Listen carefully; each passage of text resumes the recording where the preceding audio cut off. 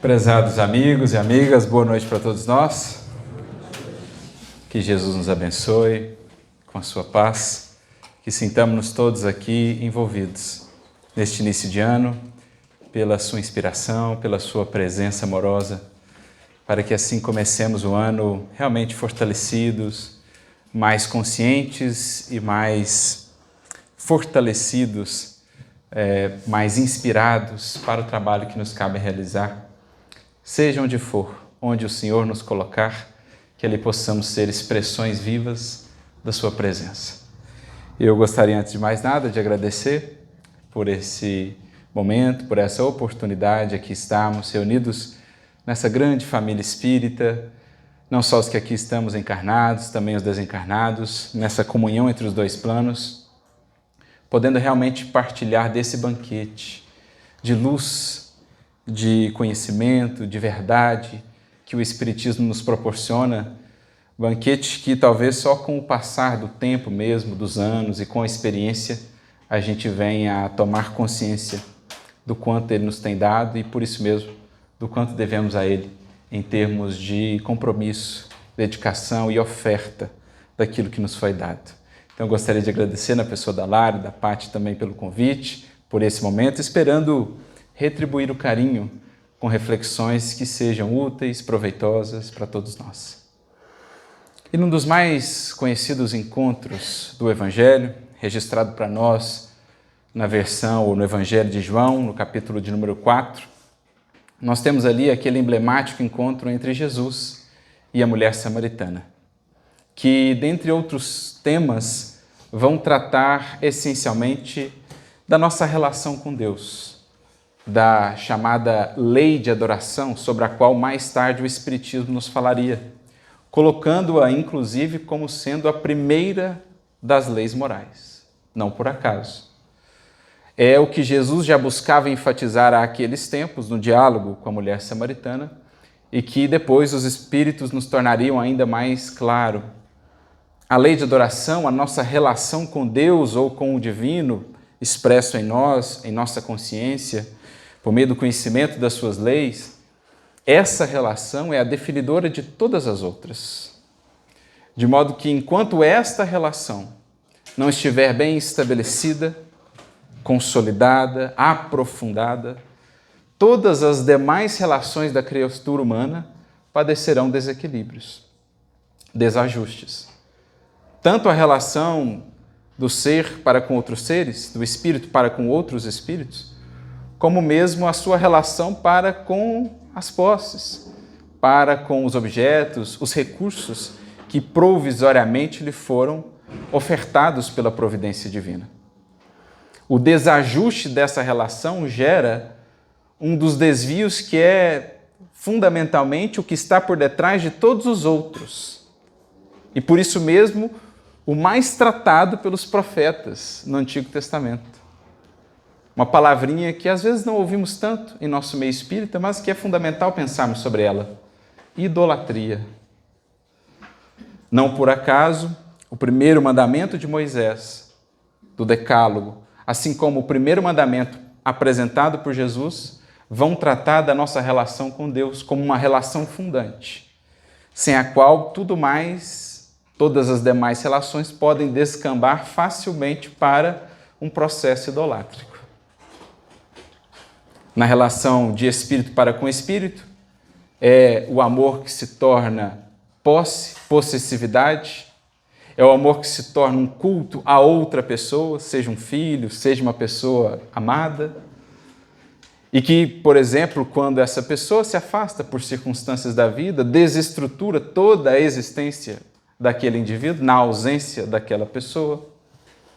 É a relação, por exemplo, com o dinheiro que se torna um culto a Mamon, num processo também idolátrico. É a relação do indivíduo consigo mesmo, que descamba para aquela que é, das idolatrias, a mais crítica, a primeira e mais radical no sentido de raiz de todas as demais, o egoísmo. Não é assim que os Espíritos nos definem na questão 917 e nas circunstantes de O Livro dos Espíritos, como sendo o mais radical de todos os vícios, o fundamento ou a raiz de todos os demais? O egoísmo, o culto adoecido ao eu, na ausência de uma relação madura com Deus. Por isso, refletir sobre a lei de adoração é para nós essencial. E é por esse motivo que os Espíritos a colocam como sendo a primeira das leis morais. Porque a partir dela é que nós vamos estruturando o atendimento de todas as demais. Lei de trabalho, progresso, sociedade, tudo a partir de uma relação sadia e madura com aquilo que deve ocupar o centro de nossa vida. O reino de Deus e a sua justiça. Não é o que nos diz o Mestre em O Sermão do Monte?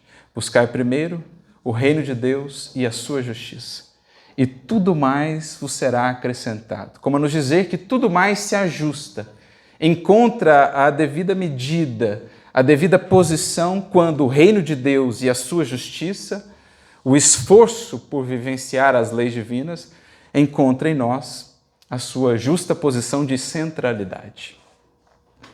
Porque, já dizia um teólogo, um estudioso das Escrituras, nós nos tornamos aquilo que adoramos. E daí a importância de analisarmos muito bem o que temos adorado. Aquele que adora o dinheiro torna-se avaro.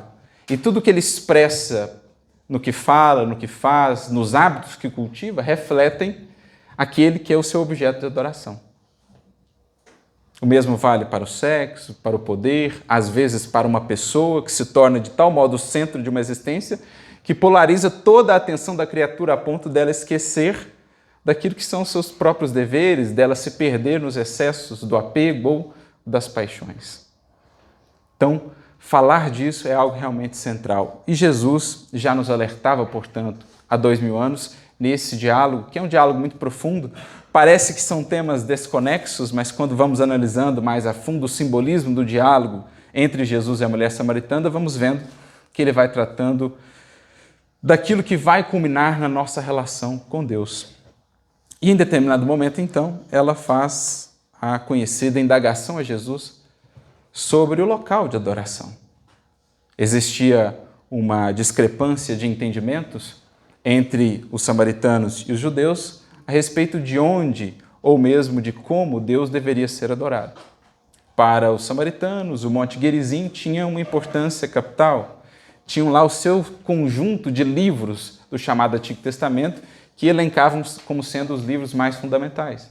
Por outro lado, os judeus tinham o seu conjunto específico de livros e também o seu local específico de adoração no Monte Sião, em Jerusalém. E ela então pergunta, uns dizem que devemos fazer assim, outros dizem que devemos fazer de outra maneira, onde de fato Deus deverá ser adorado.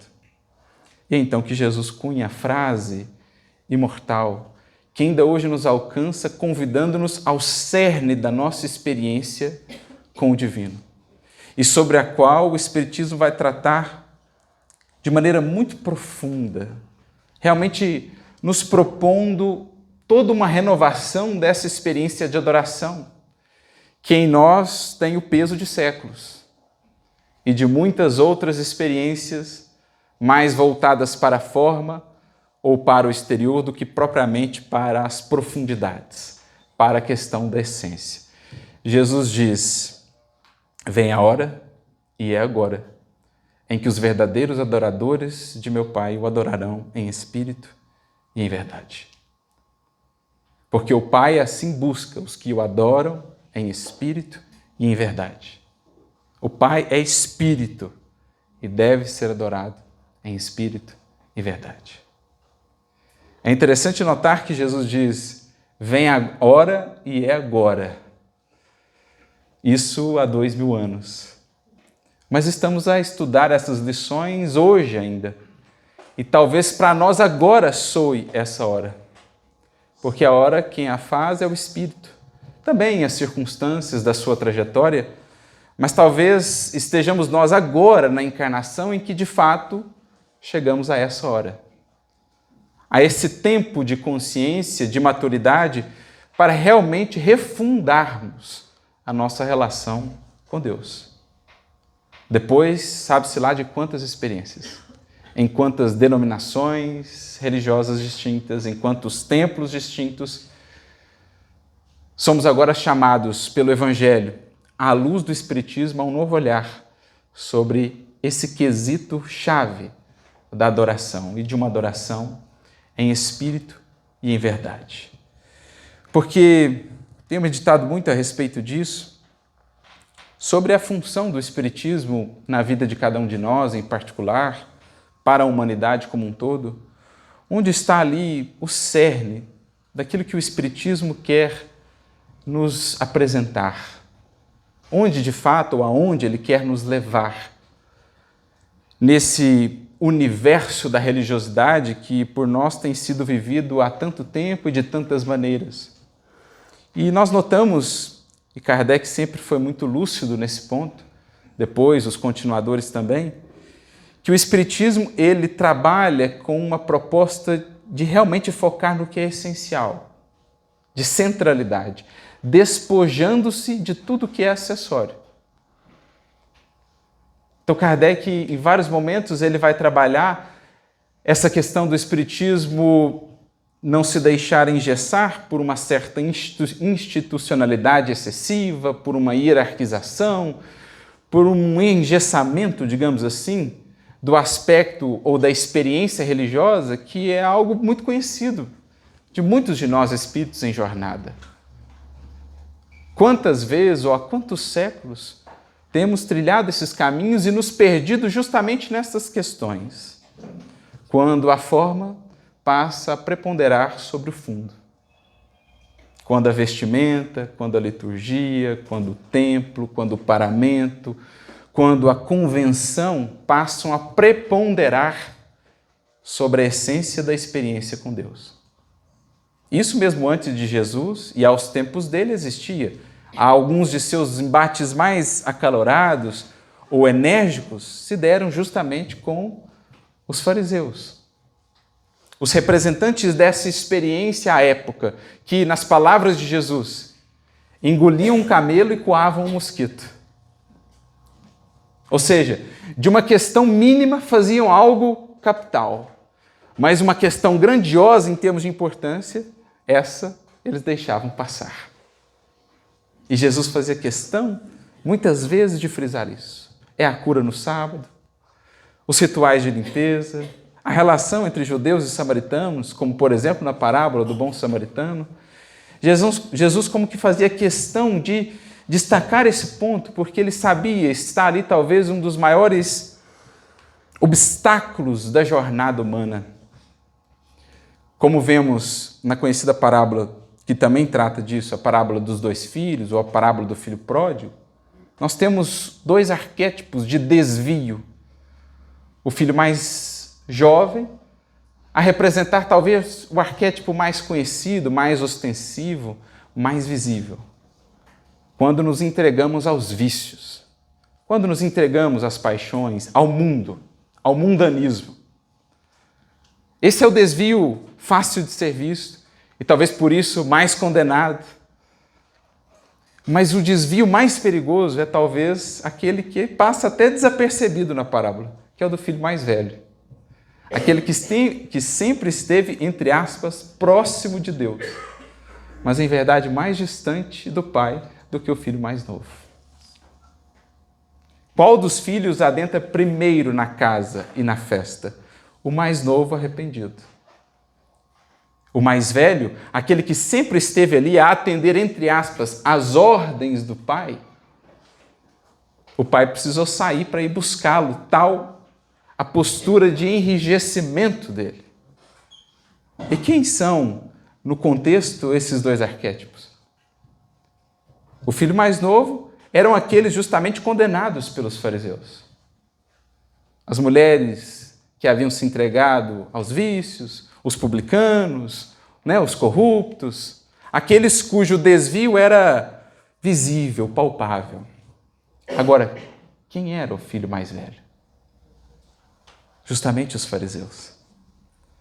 Como a nos dizer que, no âmbito da religiosidade, nós podemos ter aí o obstáculo mais dificultador, mais desafiador para o espírito. porque ele tem a sensação de que está em acordo com as leis divinas, de que está cumprindo a parte que lhe cabe, quando em verdade está talvez mais estagnado do que aqueles que se entregam aos excessos e depois arrependidos se reajustam e se fazem grandes ceareiros da lei divina ou da seara divina. Então esse é um ponto capital que nos alcança a nós espíritas em cheio, porque, como diz Kardec, os próprios espíritos aos tempos da codificação e mesmo depois, em geral, nós espíritas temos sido os espíritos mais refratários, e principalmente no âmbito da religião, da religiosidade. Aqueles que temos tido uma vasta experiência, mas que talvez como filho mais velho temos dado mais trabalho para aceitar o convite de fato à festa do Rei. Então, qual é a proposta do Espiritismo dentro desse contexto? Despojemo-nos de tudo aquilo que é secundário, para nos focarmos no que é essencial. Então não teremos ritos estabelecidos, sacramentos, uma liturgia determinada, cargos sacerdotais, uma hierarquização definida. Teremos sim uma proposta de alcançar aquilo que Jesus havia previsto, em espírito e em verdade. Esse tipo de relação com o divino que independerá de circunstâncias, de locais, que deve transcender e transbordar a experiência da criatura, para além simplesmente da casa religiosa, no nosso caso do centro espírita, mas preencher, fecundar a vida como um todo dessa experiência com o divino, colocando-o de fato como centro de nossas buscas, para que, já que nos tornamos aquilo que adoramos, em o colocando no centro, nos tornemos cada vez mais divinos. Aquele que gravita em torno da lei divina, gravita em torno de Deus, há de refleti-lo com cada vez mais claridade, com cada vez mais pujança às vidas que estão ao seu redor. Então Kardec tem um capítulo interessante em O Evangelho segundo o Espiritismo, capítulo de número 8, mais especificamente o item 10. Ele está tratando ali da verdadeira pureza. Ele vai falar das mãos não lavadas e tal, aqueles acontecimentos em torno de Jesus, no contato com os fariseus. E Kardec, então, ele cunha para mim, pelo menos, um dos parágrafos mais lúcidos e mais centrais do que o Espiritismo vai nos propor quanto à função da religião como um todo, e especialmente do Espiritismo, como essa nova experiência de religiosidade. Ele vai dizer, o objetivo da religião é conduzir o homem para Deus. Então, se a gente tiver isso em foco, muito do essencial nós já alcançamos. E ela só o faz à medida que o aperfeiçoa. Ela só consegue cumprir a sua função à medida que o aperfeiçoa. E esse aperfeiçoamento é o resultado de uma experiência que cada vez mais centra-se naquilo que é essencial em oposição àquilo que é secundário. Então, a forma da vestimenta, a forma do ritual, a forma do templo é acessório. Agora, a conduta adotada é central. Então, é a diferença entre forma e fundo. Aquela religiosidade em que o fundo predomina sobre a forma, ela cumpre o seu papel. Ela aperfeiçoa o ser. E em o aperfeiçoando, o aproxima de Deus. Porque a lei de adoração é isso. Adorar a Deus, dizem os Espíritos, na questão 649 do Livro dos Espíritos, é aproximar-se dele. É pensar cada vez mais nele. É colocá-lo cada vez mais no centro de nossa existência. Não numa religiosidade assim, encenada, teatral. Não, mas um pensamento cada vez mais fecundado pelo divino, que se traduz na busca do belo, do bem, daquilo que encanta, daquilo que floresce, daquilo que fecunda, daquilo que faz a vida desenvolver-se, aperfeiçoar-se. Isso é adoração. Então, aquela religiosidade em que esse fundo predomina sobre a forma, ela cumpre o seu papel. Agora, aquela outra em que a forma predomina sobre o fundo, ela tem gerado ao longo dos séculos esses desvios que ainda hoje os vemos, às vezes mesmo dentro de nosso movimento, de nossa experiência no Espiritismo. E aí Kardec diz mais, ele diz, esse tipo de religiosidade produz 3 condições ou 3 resultados que devem ser evitados. produz supersticiosos, fanáticos ou hipócritas. Quando a forma prepondera sobre o fundo, a religiosidade acaba por culminar na geração de hipócritas, fanáticos ou supersticiosos. Isso, quando a gente analisa mais a fundo, está inteiramente ligado com o que Jesus disse a respeito da adoração verdadeira, aquela que é preciso buscar, aquela que é a meta para onde todos caminhamos, em espírito e em verdade. Porque, analisemos aqui, vamos tentar traduzir, claro, a gente poderia desdobrar cada uma dessas palavras em muitas análises, em muitas perspectivas, mas espírito. O que é espírito com E minúsculo? É captar a ideia. Vamos pensar na interpretação mais adequada do que Jesus quis nos transmitir. Qual que é o espírito do Evangelho? O que principalmente ele quer nos informar, nos apontar? Isso é captar o espírito do Evangelho. Então, no espírito do Evangelho, nós vemos a caridade sendo mais importante do que um determinado ritual ou um determinado título religioso. Isso está no espírito do Evangelho, embora ao longo dos séculos, muitas das vezes, tenhamos operado em contrário a esse espírito, que é claro no Evangelho. Outros pontos poderíamos talvez criar ou gerar alguma confusão, mas esse espírito é claro no Evangelho. Então vamos pensar em espírito como entendimento, a interpretação da mensagem e verdade. Algo só é verdadeiro para mim quando aquilo molda a minha existência. Eu posso falar assim, eu acredito muito nisso, muito naquilo outro, mas a minha vida é justamente uma demonstração em contrário daquilo que eu falo acreditar. Então aquilo para mim ainda não é verdade. Porque a verdade é aquilo que estabelece uma unidade no ser. Só será verdade para mim quando aquilo for vida, quando aquilo for aplicação. Então veja o que Jesus está tratando aqui. Adorar em espírito e em verdade. Resgatar o entendimento do que é mais central no Evangelho e fazer disso real aplicação, presença viva em nossa vida. Vamos pensar nesses 3 tipos de postura que Kardec nos trouxe. Superstição. Na superstição, pode existir, geralmente existe algo de verdade. Há uma verdadeira devoção àquilo, há um verdadeiro vínculo com aquilo, mas falta espírito. Ou seja, às vezes falta o devido entendimento do que são as coisas, de como funciona a lei divina, de como funciona o universo. Então a gente vê que superstição, em geral, é verdade sem espírito. E hipocrisia? É espírito sem verdade. Porque o hipócrita é aquele que já tem o entendimento do que fazer, no entanto, aquilo não é ainda aplicado na sua vida. Então é espírito sem verdade. E o fanatismo? Eu acho que o fanatismo está no meio dos dois. Ele pode ser espírito sem verdade, como ele pode ser verdade sem espírito. Porque às vezes existe uma real convicção, uma devoção, um anseio, mas como falta ainda entendimento, torna-se um fanatismo por ignorância. Como pode também existir um fanatismo com entendimento das coisas, mas por interesse. Eu até já sei que as coisas não são assim, mas por orgulho, por interesse, eu me fanatizo a ponto de não ceder. Então vejamos que os 3 problemas a que a religiosidade pode nos levar, eles têm a ver com esse espírito e com essa verdade.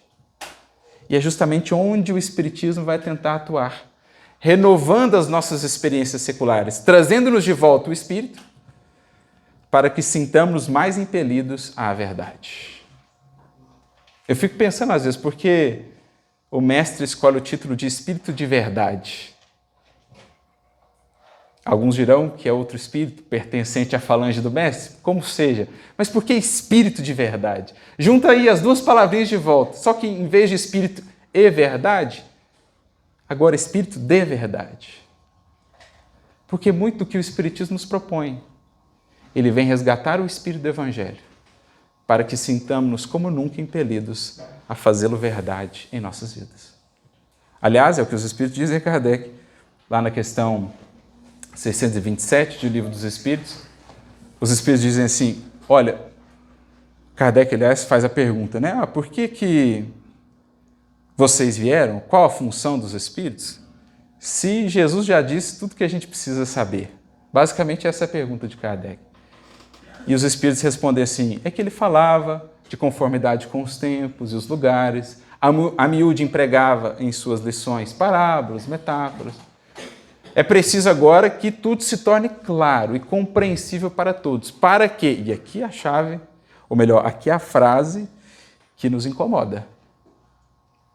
Para que ninguém mais possa pretextar ignorância. Um dos nossos últimos redutos com o Espiritismo foi removido. Porque em outros tempos poderíamos alegar, ignorávamos a realidade da reencarnação. Ignorávamos que o processo de aplicação do Evangelho se dá ao longo de tanto tempo e por isso construímos outras visões teológicas em que a salvação não dependa tanto assim das nossas obras. Agora já não mais podemos pretextar ignorância. Porque o espírito do Evangelho se nos faz claro, límpido, para que a verdade seja agora um compromisso, uma meta para todos nós. Talvez por isso, espírito de verdade. Em espírito e em verdade.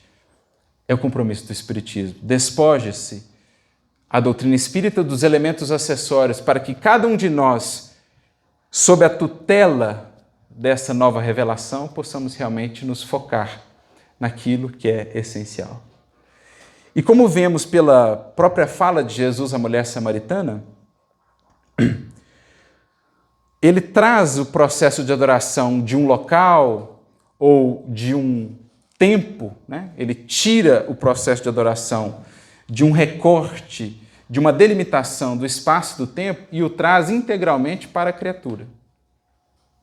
Vem a hora e é agora em que nem em Jerusalém, nem em Gerizim, no Monte Gerizim, adorareis ao Pai.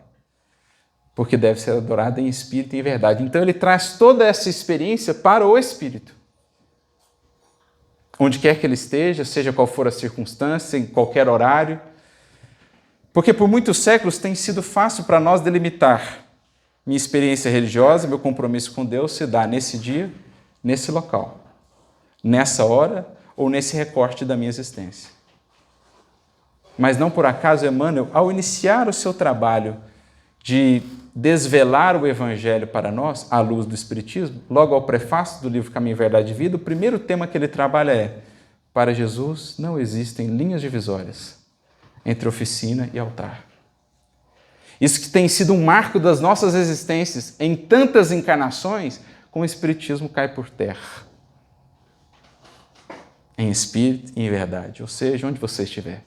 Nós vamos dar o entendimento para que você fique com um compromisso com a verdade.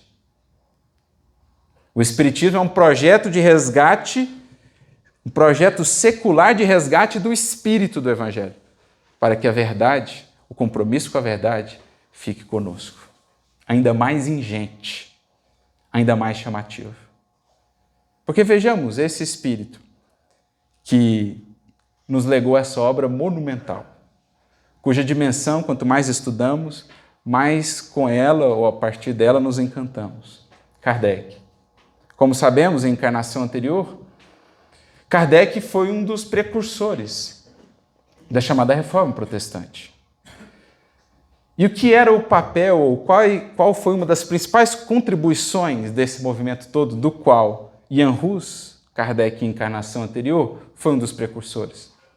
Primeiro, trazer de volta ao alcance das criaturas o texto. Porque como é que eu vou chegar ao espírito do texto sem o texto? Então, séculos antes, 4, 5 séculos antes, ele vem à Terra. Vamos trabalhar no resgate do texto. Para que 4, 5 séculos depois ele pudesse voltar, agora a gente pode trabalhar no resgate do espírito. E é a verdade, fica com as criaturas. Então veja, o que nós estamos vivendo agora? Nós estamos vendo a consumação de um projeto de muitos séculos. de renovação da nossa experiência com Deus, em espírito e em verdade. Então, primeiro resgatar o espírito para que cada um de nós possa assumir esse compromisso com a verdade. Mas em trazendo tudo isso para o âmbito da criatura, a gente fica a pensar assim, o porquê dessa multiplicidade de experiências com o Evangelho ao longo dos séculos? Isso me fez recordar um texto do Emmanuel que me chamou a atenção. Está no livro Fé e Vida, capítulo 14, e se chama O Homem e o Evangelho. E eles fazem uma pergunta, Emmanuel, que é muito interessante e que, a meu ver, tem muita relação com isso que nós estamos tratando. Eles perguntam assim, se o Evangelho é um só, por que tantas diferenças de interpretação? Então, como é que a gente vai resolver essa questão do espírito do Evangelho? Porque parece que cada um tira do Evangelho o espírito que lhe convém, interpreta-o como melhor lhe aprouver. Já que essa é uma questão tão fundamental, como é que a gente pode pensar em termos do futuro a resolução dessa questão do espírito, para que então cheguemos à questão da verdade, que é mais complexa ainda? E o Emmanuel responde assim, o Evangelho é um só. Por mais que tenham passado os séculos, sua mensagem permanece atualíssima. Não perdeu em nada o seu valor na sua primitiva pureza. Contudo, as criaturas humanas, em seus labores de vaidade, de interesses pessoais, quiseram talhá-lo, o livro eterno, a seu talante, isto é, conforme lhes convém. Então não era uma busca pelo real espírito do Evangelho, era moldá-lo aos nossos interesses. Dar-lhe a conveniência que nos cabia em determinada circunstância, em determinado contexto. E aí o Emmanuel continua dizendo o seguinte, assim se dá sempre com a revelação divina. Porque vemos, por exemplo, o Evangelho sendo utilizado para alimentar perseguições, como de fato se deu, para criar institutos tirânicos, pessoas foram mortas, perseguidas, excluídas em nome do Evangelho. Mas de onde vinha esse espírito? Isso está lá no Evangelho? Não. Nos labores da vaidade e do interesse, quisemos talhá-lo, o livro eterno, ao nosso talante, à nossa conveniência. Mas como entender isso então? Emmanuel nos explica. É que a revelação divina é tal qual uma gota de orvalho caindo do alto. A depender de onde ela caia, ela há de se misturar com o elemento que a receba, modificando-se ao infinito. A gota pura, translúcida de orvalho que cai na terra bruta, torna-se gota lamacenta. A mesma gota, no entanto, caída num diamante ou na pétala de uma flor, nada perde do seu brilho. É capaz de refletir a beleza do sol, como quando estava a vir do alto. Aí está então toda a questão. Ao falarmos de adoração, espírito e verdade, se quisermos realmente renovar o espírito que captamos do Evangelho, temos que tratar da nossa renovação, da ambiência que recebe a revelação, a inspiração, daquilo que vai buscar o texto, para que o texto não seja contaminado no contato com as nossas paixões. Para que consigamos realmente alcançar o espírito, é preciso também a disposição de trabalhar com a verdade, com a coerência, com a consciência. Por isso, Emmanuel faz um apelo nessa mensagem. É por isso que lhes fazemos um apelo, para que sejais um brilhante espiritual em consciência e em coração. Com santidade de intenções, o propósito de praticar o bem e o discernimento necessário, sabereis recolher os brilhantes, os tesouros valiosos da revelação divina. Então é muito nisso em que o Espiritismo vai atuar. Como é que a gente vai buscar nesses textos já tão trabalhados ao longo de tantos séculos, já tantas vezes lidos, que produziram rios e mais rios de textos escritos, que consumiram rios e mais rios de tintas, Como é que a gente vai buscar nesses textos um espírito novo, alcançar de fato o espírito? É preciso comparecer diante do texto com novos propósitos, com um espírito renovado, para que o espírito dele, com um E minúsculo, não nos escape. É isso que explica todos os desafios que vemos ainda no âmbito da religiosidade, em especial no contexto do Evangelho no mundo.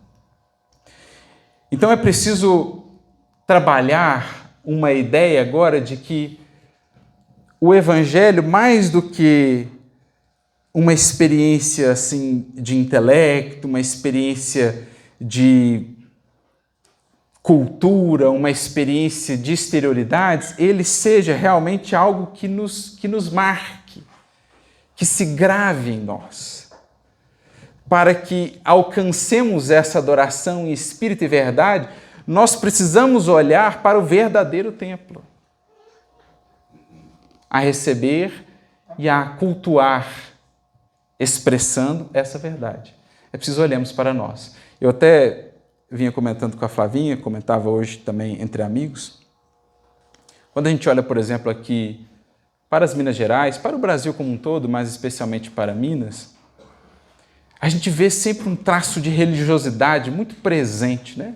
Na história da nossa colonização, na história do desenvolvimento do Brasil. Então, você olha para um monte, tem lá uma cruz. É um templo aqui, um templo acolá, nas mais variadas configurações. E o que a gente vê por detrás disso? Digamos, qual que é o espírito desse movimento? É a ânsia da criatura pelo divino. Só que a gente, em geral, tem buscado fazer isso por meio desses elementos. É a vestimenta, é o quadro, é a obra de arte, é o templo distinto, é a cruz que nós colocamos, é o slogan que colocamos ali, é o adesivo que colocamos acolá. É uma ânsia de partilhar esse espírito do divino, esse contato mais profundo com Cristo. Mas lembremos, Jesus está falando em espírito e em verdade. Não te esqueças.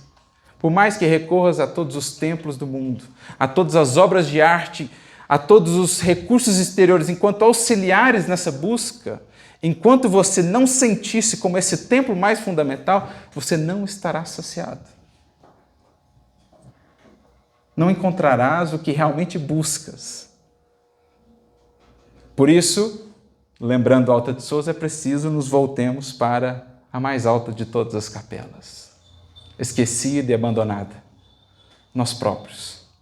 Num trabalho ingente, perseverante de purificação de intenções, para que do texto alcancemos melhor o Espírito e para que daí sintamos mais impelidos a realmente fazê-lo verdade em nós, fazendo-nos uma página do Evangelho vivo, fazendo da nossa vida o Evangelho a ser lido por outras vidas, porque são fascinantes essas obras. Outro dia mesmo eu vi um especial sobre a Pietà de Michelangelo. É algo sublime do espírito humano, mas mais sublime é a alma em que o Cristo se expressa, vivo e operante. Mais sublime é a alma cujos dias são páginas luminosas do Evangelho a serem lidas por todos. Não nos esqueçamos jamais disso, meus amigos. Não existe obra mais bela no universo do que o Espírito. Nós mesmos somos a nossa principal obra. Porque os mais belos engenhos humanos serão consumidos pelo tempo. São matéria, perecerão.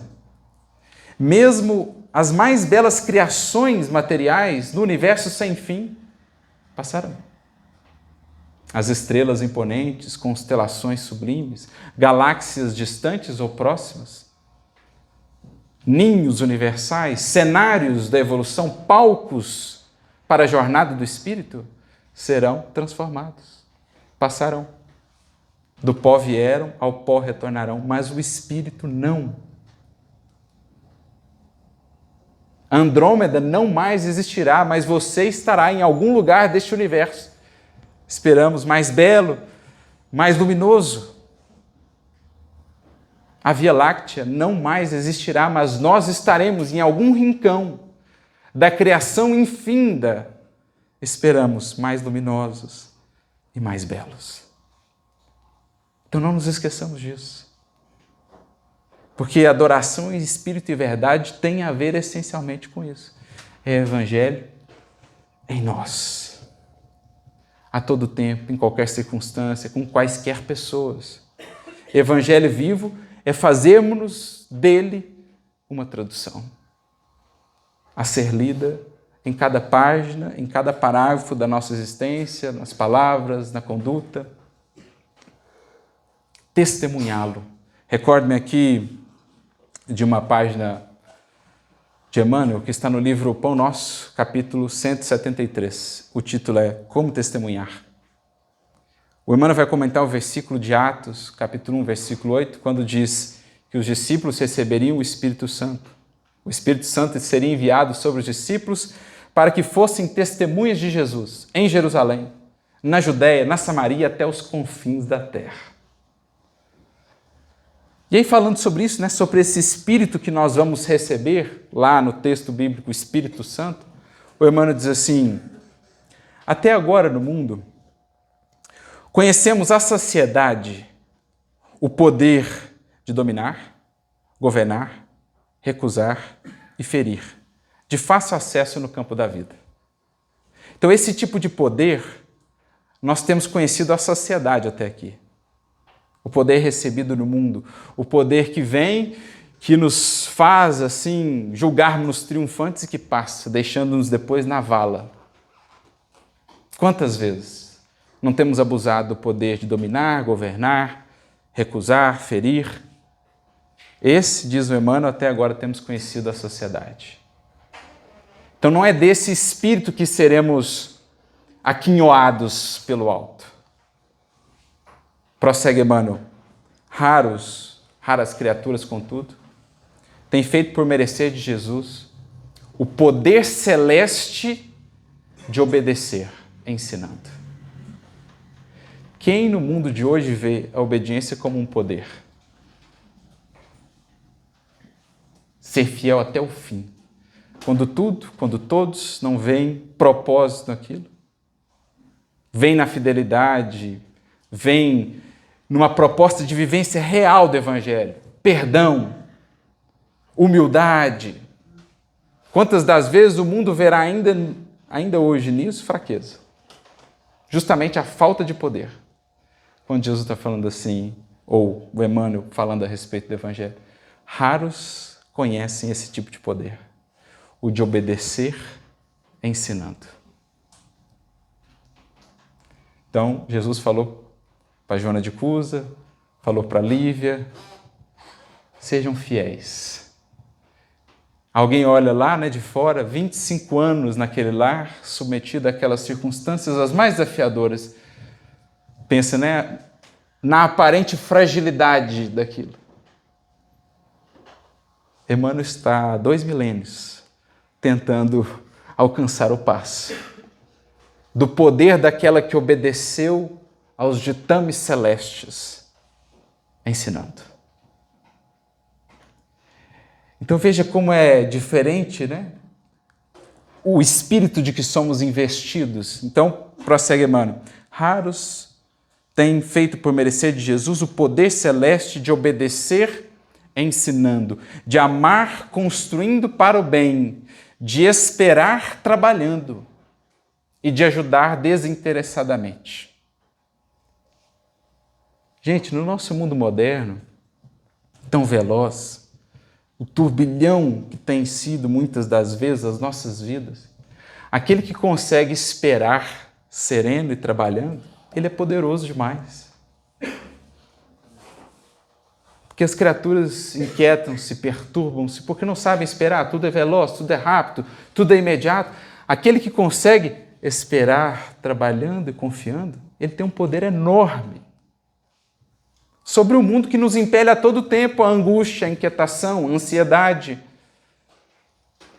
Porque ele tem o poder de se governar, e não há poder maior no universo. Lembrando Guimarães Rosa, estávamos em Cordisburgo esses dias, Ou o Senhor bendito governa o sertão, ou o maldito sertão vos governa. A questão é, ou você governa as circunstâncias, ou você cria uma tal vida interior, com tal conhecimento de si, que você é capaz de governar-se, sobrepondo-se às circunstâncias, ou você será levado por elas. Elas governarão a sua vida. Você agirá por impulso, por ímpeto. E a vida assim sabemos como é, de desilusão em desilusão, de queda em queda. Então, quem consegue esperar trabalhando é poderoso demais. Então é desse tipo de experiência com o Evangelho que Jesus está tratando quando fala de adorá-lo em espírito e verdade. Independente da denominação religiosa, de quantas vezes se frequenta o templo ou o culto, aquele que tem isso em si, ele denota o que realmente ele adora. Qual a sua experiência com Cristo, com o Evangelho. Como diria Paulo há 2000 anos, aquele que não tem o Espírito do Cristo, esse tal não é dele. Podemos tê-lo em nosso carro, em nossa vestimenta, em nossa descrição da bio, poderemos tê-lo em todas as feições exteriores da vida. Aquele que não tem o Espírito do Cristo, esse tal ainda não é dele, porque ainda não há adoração em espírito e em verdade. Por isso chegamos a concluir que, no fundo, o que se nos pede no que tange ao Evangelho? Tradução viva do Evangelho. Essa é a adoração em espírito e verdade que o Espiritismo propõe. Ele nos resgata o espírito do Evangelho. O que é central no Evangelho? O que é secundário? O que é acréscimo humano? O que é má interpretação humana? Isso o Espiritismo nos deixa claro. Ele destrincha, ele garimpa. Isso é diamante, isso é cascalho. Isso é cascalho humano, isso é diamante divino. É para isso que estudamos o Evangelho à luz do Espiritismo. É para isso que seu Honório começou aqui um projeto em decorrência daquilo que Emmanuel nos traz. É por isso todo esse esforço de difundirmos o Evangelho à luz do Espiritismo. É o Espírito, com E minúsculo. Agora, é verdade. É página viva, a ser lida pelas vidas ao nosso redor. Isso tudo nos leva a uma mensagem do Emmanuel, que achei muito bonita, está no livro Taça de Luz. Capítulo 7, em que ele vai tratar justamente disso. O título da mensagem é A Tradução Divina. Porque, voltando àquela outra mensagem que citávamos do livro Pão Nosso, né, ele fala desses poderes, que raros têm sido aqueles que têm recebido de Jesus o poder celeste de obedecer ensinando, de amar construindo para o bem e tudo mais. E ele diz, acrescentando ou concluindo aquela mensagem, que sem tais recursos que nos associam ao trabalhador divino e sem as possibilidades de refleti-lo em nós para o próximo, em espírito e em verdade, através do nosso esforço pessoal de aplicação do Evangelho, poderíamos ser excelentes pregadores, brilhantes literatos, notáveis simpatizantes da doutrina cristã, mas não seremos ainda testemunhas dele. A questão toda é isso. Se resume a testemunhá-lo. E o que é a testemunha? A palavra mártir, no grego, significa testemunha. Por que eles eram chamados de mártires? Porque não só pegavam ou alcançavam o Espírito, mas existia um tal compromisso com a verdade daquilo, que sua vida era, então, o testemunho vivo do Cristo. Aquilo que experienciaram com o Mestre era aquilo que relatavam, não em palavras, em atos, em gestos. Por isso eram testemunhas vivas, mártires. Pois bem, Emmanuel, então, vai nos tratar da tradução divina. E ele diz assim: todos buscamos a confortadora emoção do contato com Jesus através de exposições variadas da Boa Nova. É uma alegria para nós ouvir falar do Evangelho. Dessa ou daquela pessoa, né? Todos nós nos afinizamos com aquele que fala com um determinado jeito, de um determinado modo. Cada um de nós tem aqueles que alcançam-nos mais profundamente o coração. Então é para nós uma confortadora emoção, buscar essas preleções em torno da Boa Nova. Sedentos de luz, tentamos interpretações novas do Mestre, em novos tons e diferenciados estilos. O que nos move é a fome, a sede de luz. Então a gente vai e busca novas interpretações, um novo aprofundamento, uma nova perspectiva, um novo olhar, um novo tom, um novo detalhe sobre o Evangelho, sobre aquela passagem. Algo nobre, algo valioso. É a ânsia pela adoração em espírito e verdade. Estudamos passagens múltiplas do apostolado do Mestre, gastando dias e existências na pesquisa de valores da revelação. Dias ou existências. Por vezes discutimos, acrescenta Emmanuel, acaloradamente em torno de determinadas passagens, transformando-nos em ásperos paladinos da verdade, na ânsia de aproximação do Divino Mestre. E assim vamos consumindo o tempo, na experimentação, no exame, na expectativa. Vejam, todos esses são movimentos muito naturais, muito humanos, nossos. Mas o que diz Emmanuel aqui? Por detrás disso está uma ânsia de nos aproximarmos do Divino Mestre. Nós queremos espírito e verdade. Mas, prossegue ele, se na realidade somos os aprendizes de muitos séculos, ouvintes e beneficiários do sublime orientador que jamais se enfada de nossas indagações, eu fico a pensar, há quantos séculos nós estamos estudando a parábola do bom samaritano? A parábola dos dois filhos. E aí acrescentando mais e mais perguntas a Jesus, como quem multiplica perguntas para fugir à aplicação. Né? A história lá daquele doutor da lei que multiplicava as perguntas porque sabia que, acabadas as perguntas, só teria aplicação a fazer. Então ele tenta uma última. Quem é o meu próximo? Já que eu esgotei todas as perguntas anteriores. Assim tem sido a nossa experiência secular. A gente vai acrescentando indagações e o sublime orientador não se enfada com isso.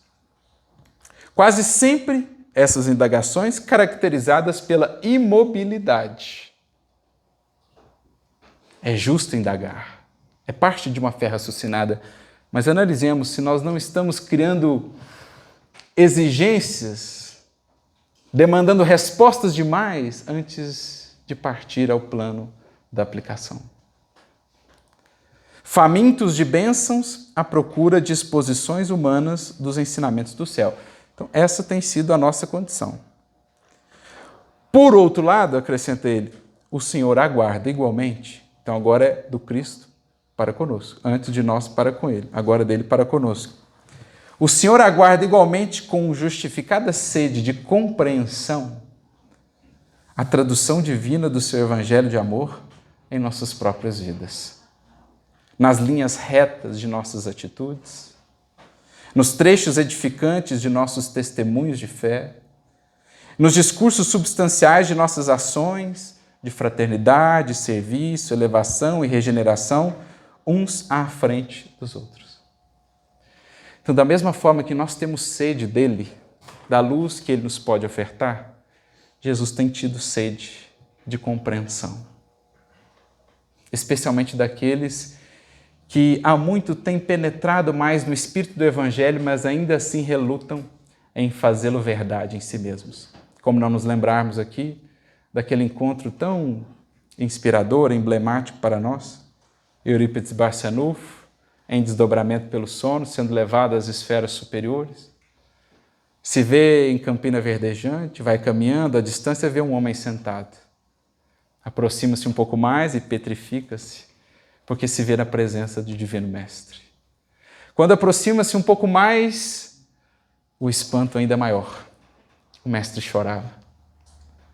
Quisera Eurípides ser um mero cachorrinho, para alegrar o Mestre, para consolá-lo de alguma maneira. Sequer ousava erguer os olhos para vê-lo e contemplá-lo diretamente, quando, criando coragem em si, faz a indagação: por que chora, Senhor? Ao que não é respondido, numa primeira tentativa. Insiste mais uma vez, porque choras? Choras pelos descrentes do mundo? Ao que então é correspondido no olhar e na resposta. Não choro pelos descrentes do mundo aos quais devemos compreensão e amor. Choro por aqueles que conhecem o Evangelho, mas não o praticam. De tal modo, Eurípides é impactado que desce abruptamente ao corpo e desperta então no corpo físico, dali por diante assumindo o compromisso de não mais descansar até o último sopro de suas forças. E assim o fez. Quando pensamos que um indivíduo que viveu apenas 38 anos, que se tornou espírita em 1903, 1904, viveria 14 anos mais, fez tanto.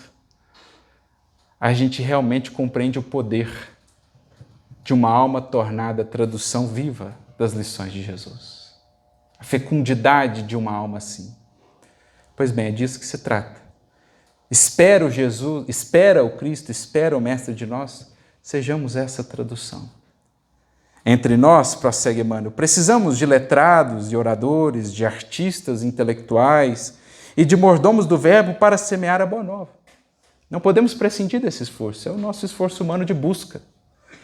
Mas Jesus pede simplesmente irmãos e amigos, companheiros e lidadores, tocados de confiança, simplicidade e dedicação, que lhe expressem no mundo a conceituação dignificante da vida. Como é bonito ver a história do Espiritismo nestas terras, para onde de fato foi transplantada a árvore divina do Evangelho. Nesses rincões do interior de Nossas Gerais ou Brasil afora, as almas, às vezes as mais simples do ponto de vista de cultura do mundo, mas com um tal poder de amor que prelecionavam sobre o Evangelho com mais eloquência do que talvez um Paulo de Tarso. Eram criaturas que recebiam os processos mais graves de obsessão, criaturas que chegavam amarradas, acorrentadas, e diante de um médium analfabeto, num tal acolhimento de amor, poderiam acessar, ou puderam acessar a presença viva do Cristo, a ampará-las, bem como aos obsessores. A história do Espiritismo em nossas terras está repleta disso. Daqueles que entenderam que o Evangelho pede, acima de tudo, irmãos e amigos, companheiros e lidadores, independentemente dos títulos, dos ornamentos, dos aspectos exteriores, daqueles que o adorem em espírito, em verdade. Recordo-me de uma historinha do Emmanuel, no livro Material de Construção. Ele fala de alguns estudiosos do Evangelho que debatiam a respeito das melhores traduções das letras sagradas. Então, aquele debate, né, de alta cultura, de intelectualidade elevada, e aí um deles diz, olha, eu gosto muito dessa tradução latina e tal. O outro menciona lá o seu escritor de predileção, e assim eles vão falando das traduções, até que um indivíduo desses diz assim, olha, a melhor tradução do Evangelho que eu conheço é a da minha mãe. E eles ficam todos assim, né? Mas nós não sabíamos que a sua mãe se dedicava às letras sagradas? Onde então o livro dela para que possamos adquiri-lo? Minha mãe nunca escreveu uma página.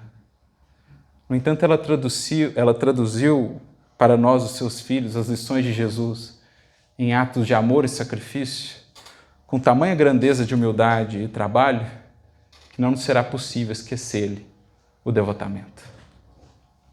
E assim, fim-se a discussão a respeito da melhor tradução do Evangelho. Era da mãe.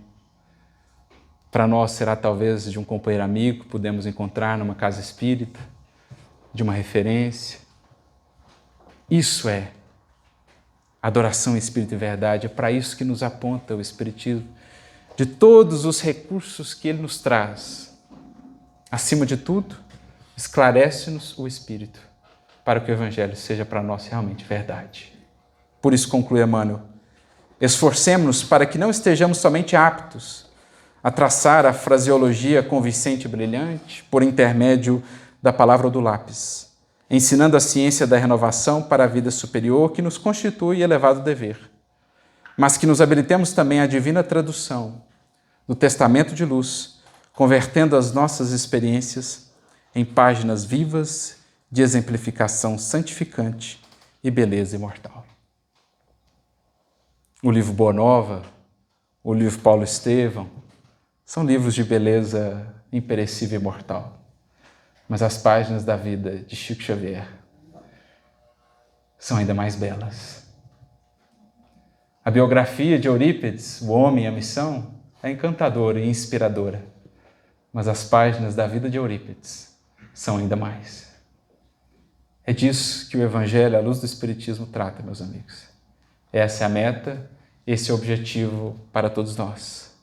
Diz-nos o Mestre há 2000 anos, é chegada a hora, e é agora que os verdadeiros adoradores do meu Pai o adorarão em espírito e verdade. A questão que fica, portanto, para todos nós é para nós chegada a hora ou ainda não? Está em nosso querer segui-lo agora ou daqui a séculos, talvez. Que Jesus a todos abençoe, a todos muita luz e muita paz.